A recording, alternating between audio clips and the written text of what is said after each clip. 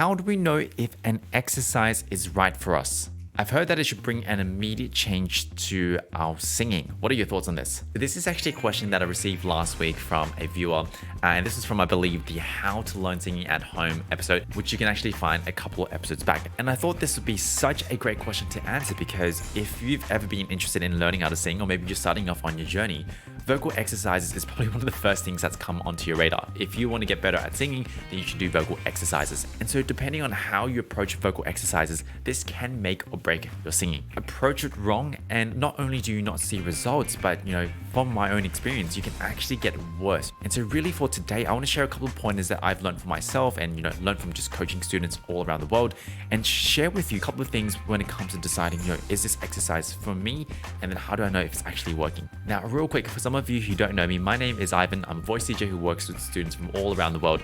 And really on this channel, my goal is to make singing as simple and as easy as possible. So if that is up your lane, consider subscribing and checking out some of the links in the description below. I've got ways to work with me privately, and I've also got some self-study singing programs as well. If you want to inspire our next episode just like today, then let me know what you want me to talk about down in the comments below. So the first thing to consider, how do we know if a vocal exercise is right for me? The first thing here is know your outcome, because the analogy here is very, very simple. Imagine traveling to a destination. Say you wanted to travel to the other side of the city. Now, there are plenty of ways to get there. Some better, some more efficient, some faster. You can get there by a bus, you can get there by driving, you can get there by train, you can even get there by walking, right? There are plenty of ways to get there. What's more important here though is knowing where you're trying to get to. And this is the same thing with singing. Now, the trap that often happens is we get so stuck on the medium of travel. Which exercise should we be doing? Is this exercise better? This exercise? When the better question to ask here is, what exactly am I trying to achieve? Maybe what are some of the challenges that I need to resolve? Is it pitch? Is it range? What is it that I'm trying to get to? When you can decide on where you want to go, then it becomes a lot easier to prescribe exercises. For example, when I'm working with students, exercises I will give to improve pitch is going to be very different to exercises I give to improve range.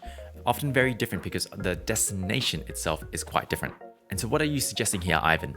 Take a step back and ask yourself, what am I trying to actually do with my voice? What is this next thing I'm trying to develop? What is this challenge that I'm trying to overcome? And then from there, once you can get really clear on that, then you can scour the internet for vocal exercises and then asking yourself, can I see this exercise getting me there? I've said this many times because if you're just mindlessly doing vocal exercises and hoping that it would get better, you're going to have to get a bit more specific with what you're trying to achieve.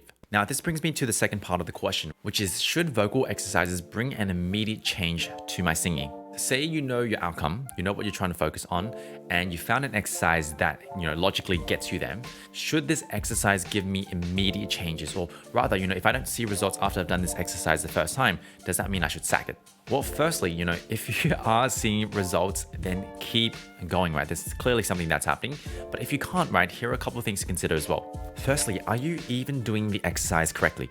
And what I mean by this is what I've found from working with students around the world, it's often less about, which exercises, but rather how you're doing the exercise itself. For example, a common exercise that we might do in singing is we might kind of sing through some scales on a mum. Mum, mum, mum, mum, mum. But what I often see for a lot of beginners is they'll kind of change everything. They'll change the vowel, they'll change, the intensity. Mum, mum, mum, mum, mum, mum, mum, me, mum. Like they'll kind of change everything. And I'm really, really exaggerating here, but it happens more often than you think. Now, what some of you might not know is that the goal of this exercise is we want to keep a very, very spoken mum. And we just want to navigate up and down our range without changing anything, because when you can maintain a stable vowel, you're not changing the volume, everything's staying very, very even and balanced, then what actually ends up happening is you isolate the muscles that stretch the vocal folds and they increase pitch. Mum, mum, mum, mum, mum. Notice how they're both the same exercise, but there's a much, much more precise control of when you're doing it correctly.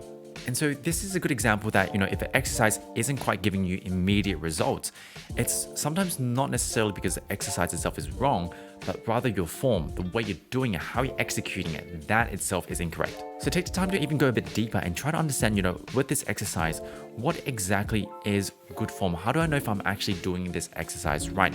Because if you don't know what this exercise is doing, then you're actually aiming a lot in the dark.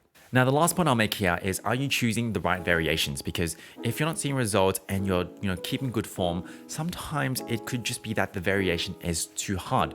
A good analogy here is, say if you go to the gym and you've got pretty good form, you know how to do the exercises correctly, you wouldn't suddenly go and lift the heaviest weight in the room because that is probably still a bit much for you.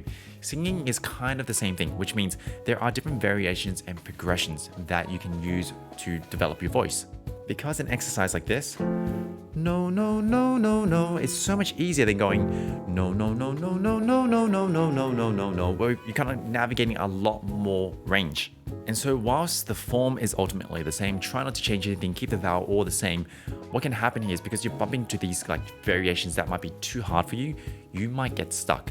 And this often happens, when you're following a YouTube video where the goal of it is to cater for a big audience.